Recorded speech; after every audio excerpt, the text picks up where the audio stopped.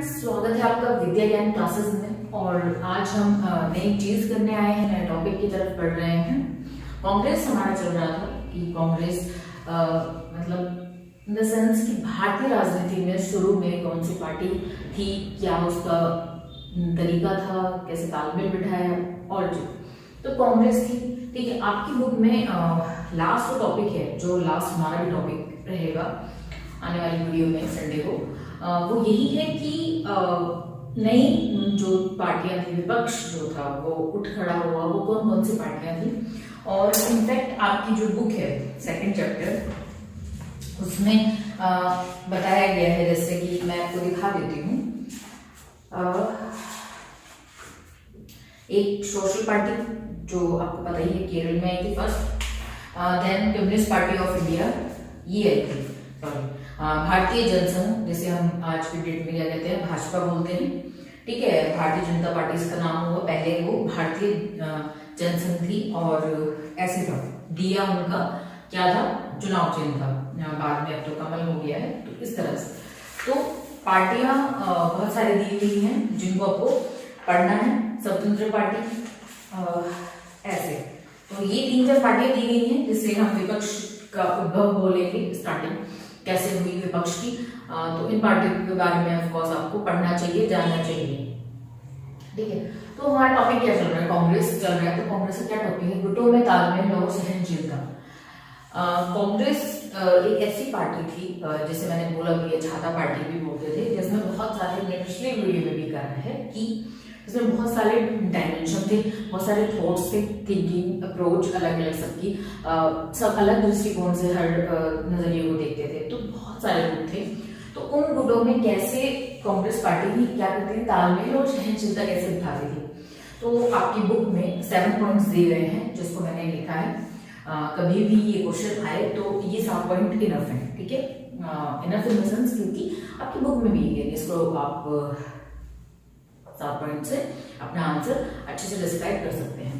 तो कैसे पार्टी जो थी वो गुटों में तालमेल बिठाती थी, तो हम उसको आज देख रहे हैं। पहला पॉइंट क्या है, पार्टी सभी को अपने में शामिल कर लेती होना चाहिए, लेती है, जिससे वह अतिवाद से बच जाता है और इसलिए बना रहती है। अतिवाद इन द सेंस अपने में हर एक चीज को क्या करना, संभाल लेना। अतिवाद किसी भी एक पर्पस का, एक थॉट का, एक विचार का क्या हो, वो आगे ना निकल जाए, सब बैलेंस होना चाहिए। क्योंकि हमारा देश बहुत क्या है, विभिन्नताओं से भरा है, डाइवर्सिटी बहुत ज्यादा है।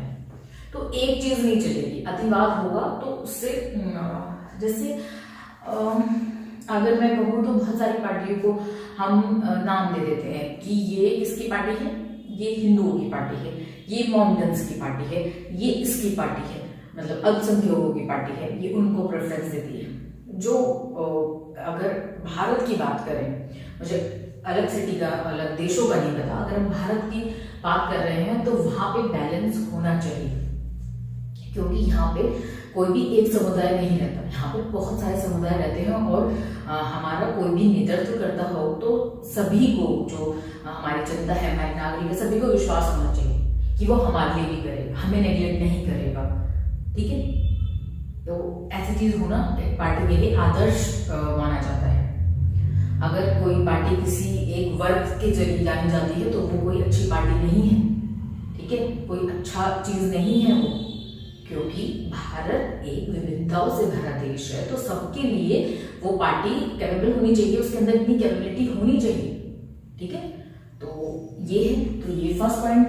ठीक है, अतिवाद से बच जाती थी क्योंकि वो सबको अपने में क्या करती थी, संभाल लेती थी।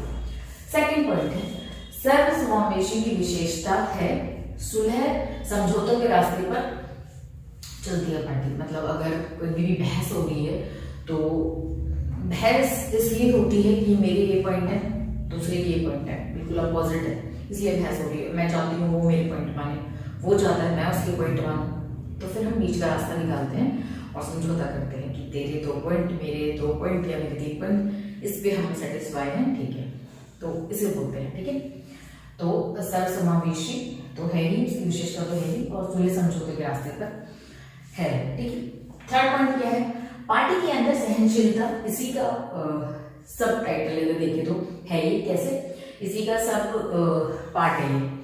क्योंकि जब सुलह होगी, सबको अपने में समाया होगा, तो क्या होगा, सहनशीलता तो अपने आप आ जाएगी, है ना। सहनशीलता अधिक थी क्योंकि विभिन्न समूहों और नेताओं की महत्वाकांक्षाओं भी समाई हुई थी। सबकी महत्वाकांक्षाएं हैं, समाई हुई है एक पार्टी के अंदर, तो सहनशीलता बहुत अधिक है कांग्रेस के अंदर, ठीक है। उस जमाने में आजादी से पहले जो सिद्धांत थे, आजादी के बाद भी वही रहे, उन पर सिद्धांतों पर चली पार्टी, ठीक है।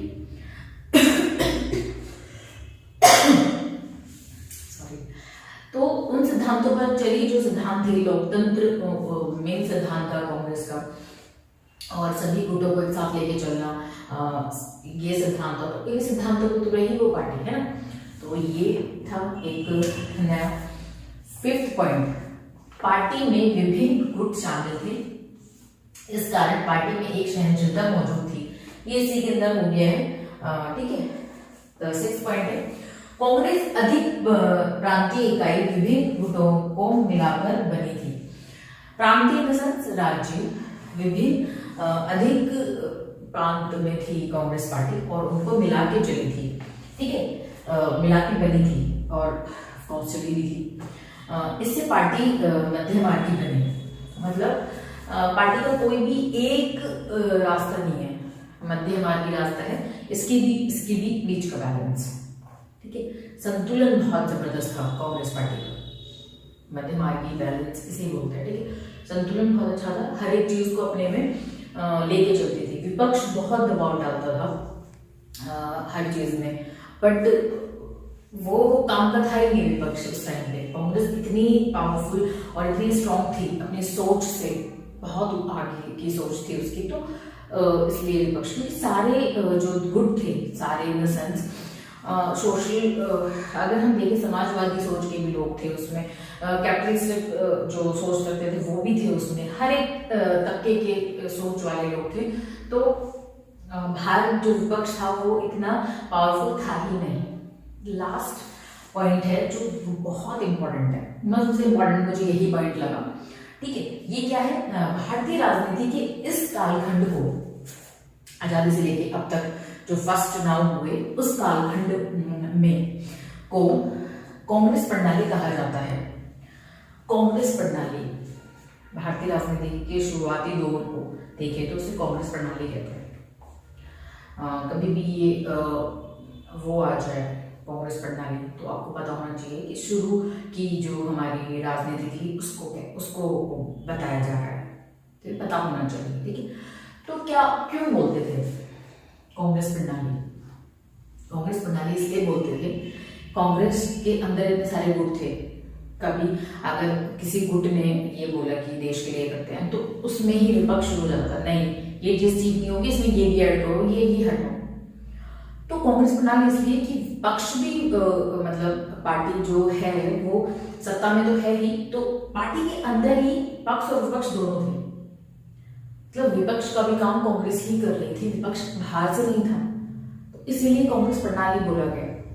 बल्कि किसी पार्टी में ऐसा नहीं होता, एक सोच चलती है, एक ने जो बोल दिया सभी वही मानते हैं, बट कांग्रेस प्रणाली जो थी या शुरुआती दौर की कांग्रेस जो थी उसमें ऐसा नहीं था,